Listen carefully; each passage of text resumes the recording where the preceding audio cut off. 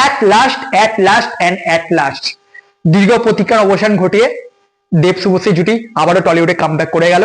আমরা অনেকদিন আগেই খবরটা পেয়ে গেছিলাম যে ধূমকেতু রিলিজ হচ্ছে, আর আজকে ধূমকেতু ফার্স্ট গানটা রিলিজ হয়ে গেল।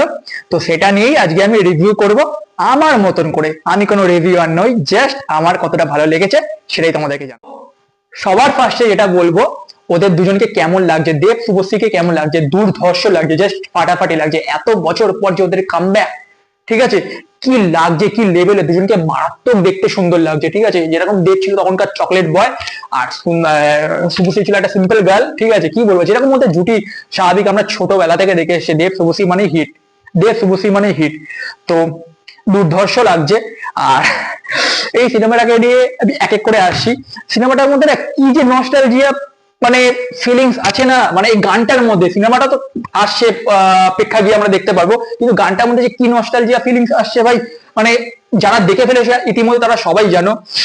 স্পেসিফিক লাস্টের ওই যে সিনটা, যেখানে দেব হাজার ভাবে আর কি শুভশ্রীকে মানানোর চেষ্টা করছে, কিন্তু শুভশ্রী কিছুতেই শুনছে না, চলে যাচ্ছে সাইকেলে করে।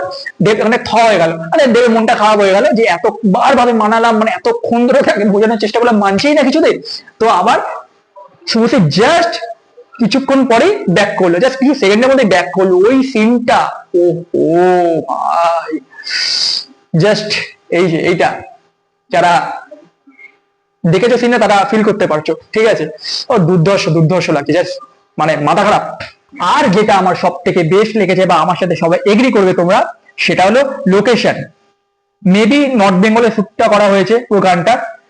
ও হো, কি লোকেশন ভাই, কি লাগছে, কি অ্যাম্বিয়েন্স, কি লোকেশন, কি মানে ক্যামেরার অ্যাঙ্গেল, হ্যাঁ জাস্ট দেখে ভাবার বাইরে। এত সুন্দর, এত সুন্দর ফুটে উঠেছে। মানে আজ থেকে যে 10 বছর আগে বা 12 বছর, 10 বছর আগে দেব শুভশ্রী লাস্ট সিনেমা ছিল মানে 13তে, তারপরে ওরা বলছে 12 বছর পর ওরা বলছে একসাথে আসে, কিন্তু সিনেমাটা হয়েছিল আজ থেকে 10 বছর আগে।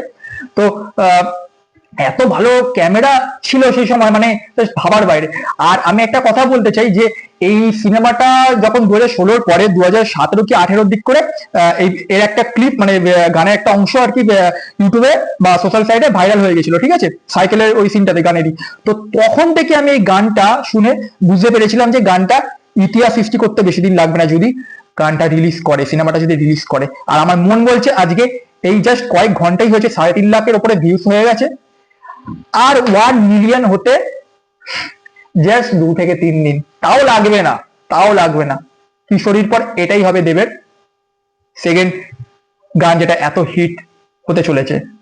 ওভারঅল যদি গানটার কথায় আসি, আমার দুর্ধর্ষ লেগেছে, জাস্ট ফাটাফাটি লেগেছে। সেটা তো আমরা সোশ্যাল সাইটে প্রমাণ পেয়ে গেছি।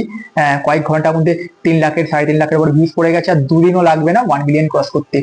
যাক গিয়ে আমি এটাই বলবো, এত বছর পর দেব শুভশ্রী জুটিটা ফিরে এলো। একটা নস্টালজিয়া তো আমাদের মধ্যে কাজ করছি, যারা ছোটবেলা থেকে আমরা দেব শুভশ্রী এত বড় ফ্যান ছিলাম। মানে দেব শুভশ্রী মানে হিট, তখন তো কমার্শিয়াল সিনেমা হতো, আলাদাই ব্যাপার, তখন ছিল আলাদা কথা। যাক গিয়ে, তো আমরা দেবিয়ান্স, আমরা দেবের সিনেমা ফার্স্ট তো দেখতে যাবোই, কিন্তু তার বাইরেও একটা বড় কথা হলো এটা কিন্তু কৌশিক গাঙ্গুলি ডিরেকশনে করা। তো কৌশিক গাঙ্গুলি সিনেমার জন্য কিন্তু আলাদা ফ্যান বেসটাও রয়েছে, কৌশিক গাঙ্গুলি ফ্যান বেস তারাও দেখতে যাবেন। আর এর মধ্যে অনেক বড় বড় স্টার কাস্টরাও রয়েছে। যাক গিয়ে আমার খুবই ভালো লেগেছে। আমি এইভাবে কোনো রিভিউ করিনি, ফার্স্ট টাইম, এত কোনো রিভিউয়ার নই, ফার্স্ট টাইম আমি এইভাবে একটা কোনো গানের রিভিউ করলাম। আমার ইচ্ছেই ছিল যে গানটা যখন থেকে রিলিজ হয়েছিল, যে রিলিজ হবে আমি গানটা রিভিউ করবোই করবো। তোমরা সবাই কিন্তু অবশ্যই যারা দেবের ফ্যান তারা তো দেখতে যাবেই, আর যারা কৌশিক গাঙ্গুলি ফ্যান তারাও দেখতে যাও। টাটা।